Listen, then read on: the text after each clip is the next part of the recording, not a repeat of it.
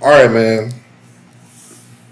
Just had to make a quick video. I was halfway through this video. This thing is an hour and 10 minutes long. I don't think I'm gonna go through everything. I just found this new YouTube page here called the Bamboo Project. First and foremost, I want to shout out to them for being so transparent because the things that I saw and seen and hear on this video will blow your mind. You think your situation is bad. Man, I've never heard a situation worse. I really thought my situation was bad, having to deal with my own debts.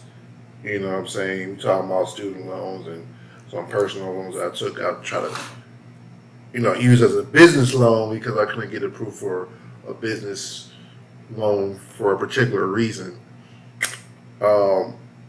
And me, being around, I don't know, I would say 51K in debt, I would say 51K student loans and a personal loan and a couple of credit cards, but my credit cards are not too heavy. I'm maybe like $1,000 in debt for a credit card, which is not anything.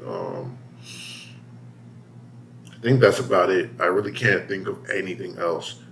Really, that personal loan, my credit card debt, and my student loans, which that's eventually gonna be taken care of. Yeah, I was like, man, my situation is really bad right now. But seeing this video, and again, shout out to y'all. I am not trying to. I don't even know what's the word. I'm not trying to look in your situation and feel better about myself, even though that is true as how I feel. Like, okay, like I know I'm not in the worst situation, but man, I pray y'all get through this situation because when I was looking through this stuff, man, my heart was broken when he was going through all the list of his debts. Like, you just gotta listen. You just gotta listen to this, man. It's saddening to me, but I hope y'all get through it because goddamn, that's a lot of fucking debt. The Bamboo Project Podcast starts in 3. Off by giving a shout out to all the people rocking with us and supporting the channel. Do you want travel and money off the things you already do every day? Video timestamps will be that you can't get there by spending a lot of time on your phone. So that's what I've been told. See, that's a lot. Kind of addiction. Not with the 8. We just doing dumb things we don't even know. Have we made dumb decisions in the past that put us where we are now? Maybe. Who knows? All I know is I can't tell we on the way up and or we were on the way down and about to hit a new up. If we were on the way up and coming down, I don't know what's going on. But it was a crazy ass week last week, okay? So, I have recently made a spreadsheet because I love spreadsheets so much, okay? So, the spreadsheet that I made was just kind of get an idea of where we're at financially, how much debt we owe, and we don't really have money coming in like that other than YouTube really right now. I don't really pay attention to it because it's like it gets eaten up real quick. So this is crazy. I'm gonna give you a rundown, an audit of our life. Okay, actually, no. Should I do the audit first, or should I tell them what happened last week first? What should I go with first? I'm gonna go with last week first and tell them the audit. All right, so boom, here we go. Right. So last week, I had came home from basketball. No, where was I? I was at the gym. I went to the gym. Right. Now, personally, I feel like the gym is helpful. It gets me out of the house. It gives me 25 stories of people. Right.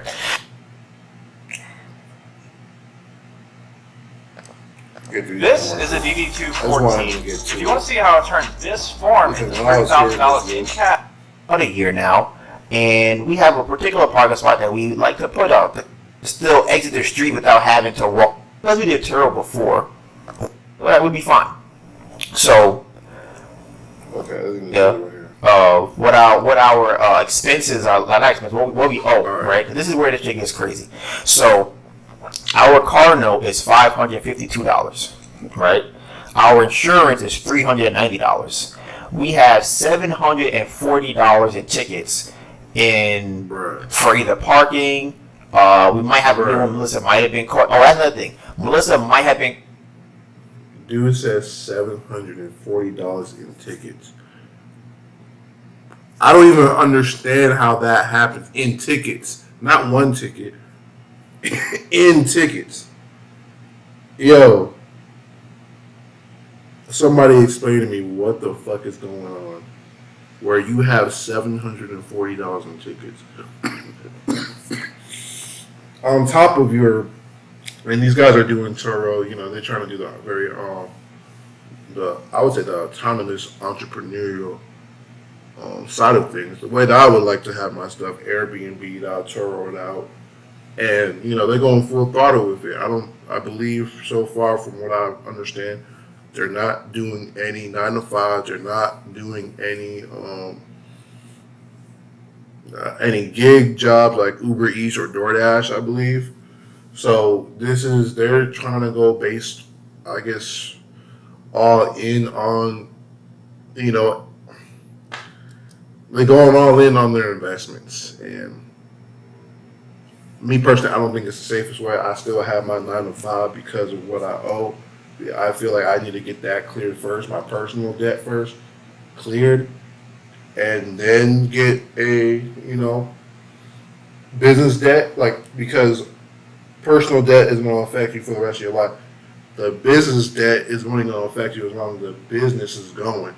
And if the business fails, then that's just the business. It's just like, okay, you have a failed business. You can start another one as long as your personal credit is right. You know, you can start another business that shit fails, leave that shit to dead, and go ahead and start another business. What they're doing is kind of crazy and ludicrous, you know. But I'll let them go ahead and divulge it, and y'all go ahead and listen. But man, this shit crazy. And caught speeding the same week that we got, not speeding, running a red light, the same week that we got, all stuff happened to our life. The car got towed. We had to pay for that, the insurance. Then we had to lose the money from the credit card. Then Melissa got a ticket for that. I also got a ticket for parking in the crosswalk. I'm like, bro. So then, right? So I $740 for that. And then Express, we owe them is about $1,300 to $1,500. So I have it categorized like this. I got my primary, I got my secondary, I got my tertiary, and then I got my quaternary. I learned these are new. I never used quaternary before, but that's the fourth most important thing, right? So in my tertiary, I have tolls, okay, for the car. Tolls, if y'all don't know, okay, we have Easy Pass here in New York, which is another system New York, that too. I realized they're trying to keep the poor people out of New York, okay? Bro, they in New York and shit. The whole East Coast, man. I'm from there originally. I was born in Rhode Island. I was just there recently in May for my sister's graduation. I had to pay for my ticket, my dad's ticket, you know, got a rental. And my sister graduated in Connecticut, Bridgeport. The closest airport is LaGuardia to Bridgeport because the one that's, I believe, in Hartford, Connecticut is about 2 hours away. The one that's in LaGuardia is about an hour away. It's really less than that, but just because New York traffic is just so much, it's about an hour. And then also, like, the speed limit, I think it's tops 55, maybe 60 in some areas, compared to Texas where we can go 70, 75, even 80, you know, on some highways. So, all in all, it's just a lot closer to go from there than from from Hartford. Long story short, though, people in New York are definitely aggressive. The stereotype is very true for the most part. I wouldn't say everybody in New York is like that or everybody on the East Coast is like that, but majority of the people seem to be very rude and straightforward to the point where it's just like they don't even give a fuck about you because they think, they could just say whatever, you know what I'm saying? Long story short, though, when we're coming back from my sister's graduation, we had spent 3 days there, and we're coming back with a car from Connecticut back to New York, to the LaGuardia Airport. We got our car from National. Mind you, we pull up, to check the car out or give them the car back, basically. And this guy, he was like, "Oh, how was your trip?" And I said it was good. He's like, all right, I'm gonna go ahead and check the car out. He walks through the whole car, and he said, look, everything was good, but there's a scratch. There's a scratch at the skirt, passenger side skirt of the car. And when I mean the skirt, it's like the very, very bottom portion of the car. It's like basically you have the ground, then you have this little piece, and then you got the door. That little piece right there, that skirt, that's what he said was damaged, and reported this as such. And I'm looking at him like that was already there. First and foremost, that's how we got the car, right? And even though let's say it happened on the road with some rocks, why would you report something like that? Like that's gonna happen inevitably. Like there's nothing you can do about that. That happens to every car. Now, I should have checked, and this is where I messed up at, was I should have gone ahead and took pictures of the car before we got in and drove off. Only because, and this is an excuse, but I should have done it regardless. We've been on a flight from Texas to New York. You know what I'm saying? It's been in the air for so damn long. It's had a layover in Charlotte. You know what I'm saying? So by the time I got there, I wasn't really in the mind of, being defensive or just, ready to be taking that type of action. And besides, like, the lady in the front was rude, but then we got passed over to the customer service where her co-worker Larry, very smooth talker, older gentleman, and, the treatment he gave us was like, okay, it was cool. Like, it was so smooth, it made you forget about actually going ahead and taking the pictures and doing, going ahead, taking the pictures to make sure you're secure in the future when they come back at you with some bullshit like they did, as far as saying it was scratched. And he was like, oh, let me take you back. I know you had a long flight. Welcome to New York. I just want to give you some pointers, this, that, and the third. This is what Larry's saying, by the way. And, just make sure I know you're old enough to drink.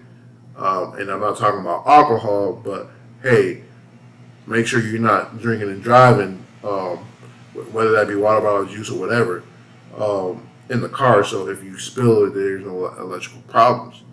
And I'm like, okay, cool. I understand. Give good heads up. I guess just giving me it seemed like he was looking out for me, knowing the whole time he was just trying to finesse me and forgetting to take the picture, which he did a very good job. And because he was like, hey, let me go ahead and open the car door for you. Me and my dad, mind you. So he did it for my dad, came around, did it for me. You know what I'm saying? So I was like, tripping. I was like, all right, I haven't had this service in a minute. You know what I'm saying? I wasn't expecting that from New York. You know what I'm saying? I wasn't expecting that. I was ready to be on my defensive shit. And he did all that, and we drove off, and just completely forgot about taking pictures. Now, this is national. Enterprise would never do that. I used to work at Enterprise. They always take pictures before and after. Now, let's fast forward coming back, and the guy that had pointed out the damage, the quote-unquote damage, was saying that, oh, okay, we're going to report this, blah, blah, blah. I was like, okay, well, nobody had taken pictures prior to us leaving. I was like, that's one of your jobs as well, to take pictures of the car as is. I was all like, well, if you guys had taken a picture, I was like, let me see. And he said, well, or I didn't ask that yet. He says, we have the diagram here that indicates there was no damage prior. Right? And I was like, okay, well, let me see the pictures. It was like, if you got a diagram, then you must have pictures as well, right? He's like, yeah, you can see it. And he shows me, on his iPad what it was. And it was just a diagram of the outline of the car. White, black outline diagram of the car. I was like, what the fuck is this? This is no pictures. This is not showing me any indication that it was taken prior to giving me the car whatsoever. I was like, this is false. Whatever, there's no need to report this. It's so minute. Like, it was, I can't even explain it. Like, it was such a small scratch that it was just like, come on, bro. Like, you really, really nitpicking. Mind you, he was doing this for everybody that was pulling up. He was getting everybody on the little tinks and dings and whatever, just making their whole life difficult for no reason. And the crazy thing is, they want me to fill out a report. They sent me a report when we came back about 5 days when we came back to Texas. Sent me the report to fill out things, this, that, and the third, whatever. Like we had a third party insurance, this, that, and we filled it out, sent it back, and I'm like, I know they're gonna fuck me over. The whole time I'm like, bro, they're gonna cost me an arm and a leg. They're gonna cost me $3,000. Like they're gonna probably charge me $300, $400 for some bullshit. Luckily, I got a call back. I think maybe 2 weeks ago, and they said, "Oh, since the damage was so small, we don't need to go ahead and charge you anything." I was like, you want to put people through a headache, a mental headache, of possibilities of, hey, like this may not go right, just for you to tell me that you're not going to go ahead and charge me because it was so small. This is the BS that New York be doing. I know that was a long ass story, but I just had to tell like that is, and that was in accordance to him talking about all the little tickets and fees you got to pay. But carry on. Okay, they are trying to tax you on. They're saying we don't want you here. We do not want you in this city. Get the fuck out if you're poor, right? Just me. I'm poor, so I'm getting out. I got me. You got it. I'm done. You got me. In tolls, currently, not this was at last week. We owe $3,108 in tolls. Okay, so we're gonna tell you again. Our car note is 2 months due. Dog, hell no. You heard that bullshit, bro. 3,000 in tolls, bruh. What? I can't. Plus, you gotta pay gas and a toll. This is crazy. So that's $552 twice. That's $1,100, right? Car insurance, $390 twice. So that's about $800. Okay. Then we got tickets, $740. Then we got express interest, $1,500. Then we got tolls, $3,100. Okay. Now again, tolls is a tertiary, but depending on how they feel, they can make that primary real quick and take the car. We don't even know. So anything can happen is where we at right now. Shit is crazy. Life is crazy right now. So what? Rent. Rent is on here. Rent is a quaternary. Okay. Right. So for rent, let's ask. I bring it up for y'all because I know. Bruh, he said rent is a quaternary, basically on the level of importance. It's at the bottom of the list. But listen to this dude's rent price on what he owes. Bro, this couldn't be me. I'm surprised they haven't been evicted yet. Like, what is this? I don't know how New York operates, but this shit sounds crazy, bro. Also, no, I think Rico Paul asked about it before.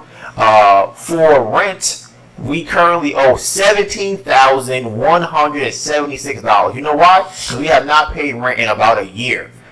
And when I say in about a year, I mean this is a year after the government paid the rent that we hadn't paid the year before that. So after they paid the rent, we now owe $17,000 in rent. Okay? And rent is insurance. We owe $32, which is insurance. So that's on the. I don't know what's going on. I don't know what their situation is. So why they haven't paid their rent. Sounds fucking ludicrous because goddamn, $17,000 only in rent. I mean, let's just say this. Let me pull up the screen calculator because, goddamn, bro. I don't got no calculator. Bro, let's say for New York purposes, the average apartment is $4,000. Right?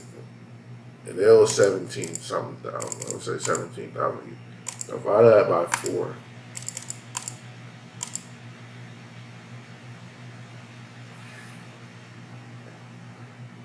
Oh, I did that wrong.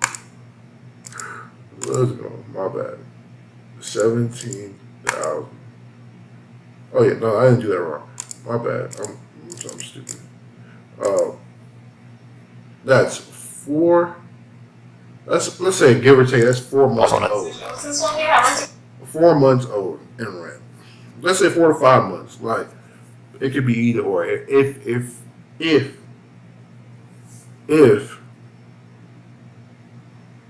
they pay 4,000 a month, but they said that was for the whole year. So I don't know. They said that was for the whole year. So let's say if we really broke it down, 17,000 divided by 12. So they pay $1,416 a month, which sounds like a fucking steal in New York. I don't know where they live there. I don't know if they live on the outskirts. I don't know what they deal with. I don't know if they have roommates. That sounds like a steal. $1,400 a month. That sounds like a steal. I'm paying currently $1,330 for a 2-bath, and I actually looking at downsides because I don't need all this much. I really don't need a space like that. Like, there's no need for me to go ahead and utilize a 2-bed, 2-bath, and I'm the only person living here. So, you know what I'm saying? Like, damn, that's crazy. 17,000 is blowing my mind. But let's continue with the video. I don't know. It's part of the insurance plan. Crazy that he's just being so open. So, you lower that. So that's in the quaternary section because it's not that important to me. Secondary, mostly everybody that we owe money to as far as the house goes. That number is about $252,000. Then you have the tertiary, which is about another $52,975. That includes that. This is just my stuff. It's not Melissa's credit cards and what she owes. This is the Apple card, the Amex, Discover card, the Capital on Tap, Amazon card, Credit One, and Self card. And the total is about $52,000. Okay, so that's where we at with that. Now, as far as the quaternary, that number is super high, but again, it comes down to what we owe. That list is like the if y'all don't know, if y'all go back and check the podcast, when we were getting the merchant cash advance loans, that money is in there, but I don't have the exact amount. I have to go and check the lawsuits that we have pending against us because of those things. So that is where we are at financially. Okay, this is a very wild time because we are only waiting for the house to be done, and then we all once the house gets paid off. Okay, let's see. This is where we are right now. Let me do some quick math. So currently we owe everybody, including everybody, we owe them $252,000, right? Boom. So we want to sell the house for $300K. So we got $300K minus. Actually, let me do this first. 300K times 6% times 6%. I'll do it the other way around. Oh, that's better. So 300K times 6% is 18,000, right? So you subtract the 18,000 from 300,000. Okay. Now the reason to subtract the 18,000, that number is how much we have to pay the agents when they sell the house. Okay. So we got 300,000 minus 18,000. That leaves us with $282,000. Now if we pay everybody back, we paid them back at 252. So minus 252. Okay. We have $30,000 that we have left over, right? So we would have $30,000 if we're going with an agent, okay? So we're gonna have $30K left over to try and figure out what we're gonna do as far as making our great escape. If the house sells for more, we might get a little bit more than that. But right now, that's where we're currently at, and that number honestly might fluctuate depending on how much money we still owe to the contractor. So let's say about 25 to 30, somewhere in that number, right? That's where we at. Now, I know it just sounds scary as fuck, crazy. Now, what? I owe 40,000. You owe 40,000? Yeah, that's my debt. 40,000. What does that include? All my credit cards, I have like 10 of them, and then 30 is St. John's.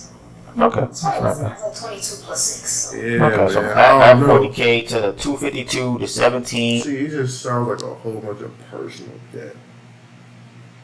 And on top of it, again, like, they're going to mention it later, but they don't got any jobs to, like, set this balance and live. And I don't know how they even operating right now, bro. This is God's will. Oh man, this is crazy, bro. This is crazy, bro. In the 3 and the 52. So we went to a D1 school, both of us. We went to a high elite level. I didn't even mention that. Ivy League schools. It's fun school. Hey, real talk.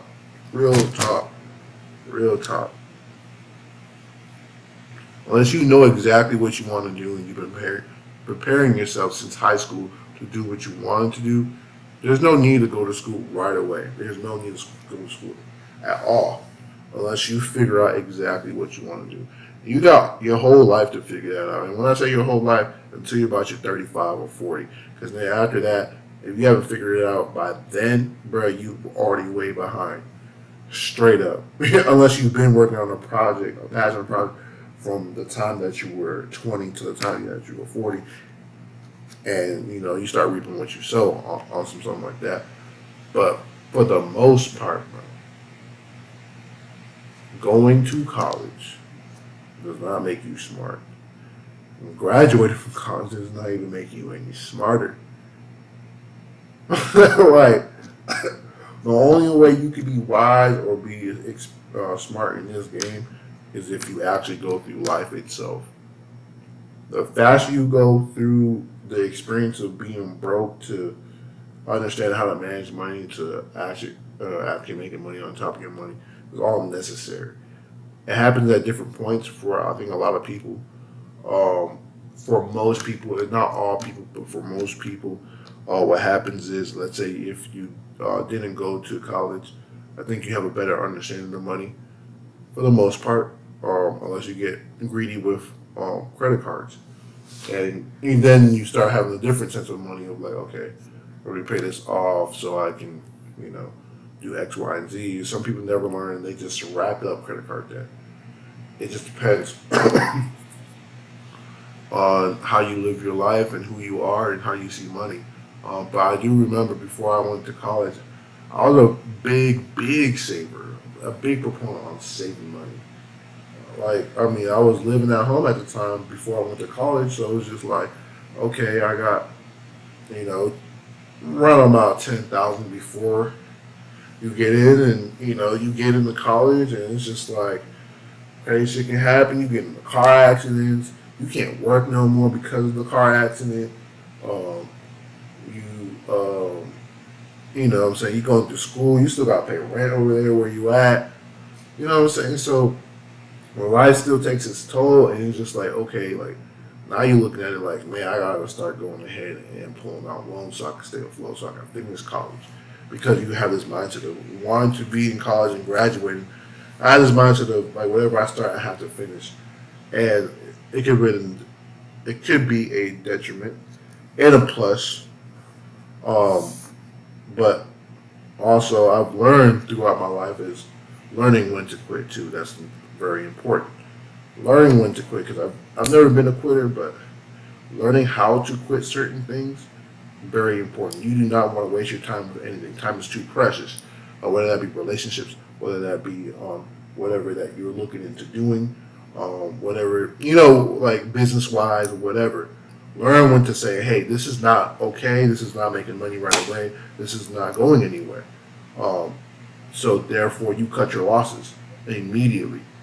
And know when to harvest as well. You don't got to go ahead and jump into everything. I used to be one of those cats. Sometimes I still am, but jumping into every single business opportunity, because I like investing so much from the very beginning. I was always like that. So it's just like, make sure you get your paper right for sure, man, because coming out of college or towards the end of my college career, I was looking like I ain't got no job lined up. I'm smoking weed every day. Something not adding up, and it made me take a different route and made me go ahead and do what I had to do that I had to go ahead and pay the consequences for. And, now seeing all the money that I would blow on legal fees, I could have used that towards my college tuition and would have been done with that. Like, it's just kind of crazy. But yeah, These guys' lifestyle, man, looking crazy right now. Listen, I graduated with an Ivy League degree, and we owe about $400K, whatever. So now I'm gonna get past it. That was the financial where we at right now financially. Now I've been saying that we had a ace in the hole that we thought was gonna be our savior. It's gone. It's not there no more. All right. I was waiting to see. I didn't want to jinx it, so I was waiting to see what happens. So one of the days we was at the house, right? We chilling in the house, and we leaving the house, the one in Philadelphia. We run to a guy. He's like, "Hey, oh, what's up, man? Y'all own this house?" We're like, "Yeah, we own it." He's like, "Yo, I know a guy that buys houses over here." We like, "Word?" She's like, "Yeah." I say, "Okay, cool." So we exchange, math and all that, and all our calculus numbers and things like that. And we get a phone call, maybe, I don't know, the next day or whatever. And this is the guy's uncle. He's like, "Yo, I be buying property out there in Philly. I'm in New Jersey. I like to put it on short-term rentals and things." And I'm like, "Oh, you do Airbnb?" Because he said it mad weird. Here's the thing. When somebody says, like, short-term rentals and things like that, I'm always looking at them kind of funky, like, because I don't, he said it in a way that he didn't want me to know he was buying it for Airbnb, which I thought was weird. So I'm like, "You doing Airbnb, bro?" He was like, yeah. But he sounded older. Well, I don't really care what you do with the house, bro. It's not mine. Do what you want. So he was like, "Yeah, I'll buy it for you. I'll buy it." I'm like, "All right, cool." I'm like, "Yo, I think that's the best idea for it to be a Airbnb. That's the best thing." So I gave him the prices at $315 for it. He said, "All right, cool. Let me know when you're about to be done." I said, "I bet." So where we at now? About to be done. And what I said before, I bet. So now I call the man on the phone. Actually, I couldn't find his number, so I called the cousin, right, or the nephew. He gave me the right number. All right, cool. I call this guy. I'm like, "Hey, man, I got your number from your cousin. We talked about a month ago about the house in Philadelphia. We about to be done. I wanted to, you could come by on the weekend and come check it out to see what you think." He said, "You got the wrong number." I'm like, "Got the wrong number? I know who you are. Like, what you mean I got the wrong number?" I said, "Do you know a guy by this name?" He was like, "Yeah." I said, "Okay, cool. We talked earlier about buying the house and selling it." He was like, "Nah, I get the wrong number." I'm like, "Damn, that's crazy." And he hung up. So I texted him like, "Hey, I just want you to know that this is who I am." No response. That was last week. Now, the reason why that would have been the ace in the hole was because if he bought the house, then we would have got a higher price, and we would not have to have paid for the agent's percentage. But here we are, walking in with possibly $30K, if not $20K or something like that. He's not even talking about closing. We'll find a way to make it work. I remember he wasn't even talking about closing fees. Boy, he gonna get a hard lesson in closing fees. As a seller, well, I don't know. Sometimes the buyer covers the closing fees. But I also know, understand conventional, there's closing costs as well on the seller's side. It just depends. Not sure what that, what that amounts to. It may not be a lot, but still. I can't believe it. That's just crazy. This boy out here getting finesse, man. Like, this is a crazy time. It's a crazy time, especially in 2022, man. It's a crazy time right now. So that's where we at with the house as far as it being sold. So now let's move forward to the next part of life update is where the house is at. Okay, house update. So today the agents went into the house and there is a leak somewhere in the house. Right, there's a leak in the basement. There's water all on the floor. They said they saw water coming from the kitchen sink, which is coming down, I guess, maybe possibly coming from the sink down into the cabinet, which they saw water down there, which could possibly be leading to the basement. We don't even know. It's just water. So as you can already imagine, that's probably not the best thing to hear when you have somebody come and see the house and who's probably going to sell it. We're like, damn, that's crazy. So I don't even know what's going on at this point as far as where the house is at in terms of why it's leaking like that. So we had to call him and have him send somebody out to check on it. So we don't know what's going on with that. Their idea is this. They want to list the house at $295 because they think that it'll be a bid up over $300. I'm still somewhat on the fence about it, but me and Tori talked. I think that the reason why his argument was that if it's at 295, then people who are trying to save money may put, hey, my budget is 300,000, and they don't want to go under. But now, if I'm competing against the lower houses in that area, then they may go, oh, this is a really good property. I might build up more traction or more eyeballs on it because more people with lower budgets are going to be seeing that house. So I might get into a bidding war. And I think it's not unlikely for somebody to go up over a house. Like, let's say, hey, 295, okay, I really want it, I'll pay 305, I'll pay 310 for it. Like, okay, that's cool. My argument was this. Me personally, I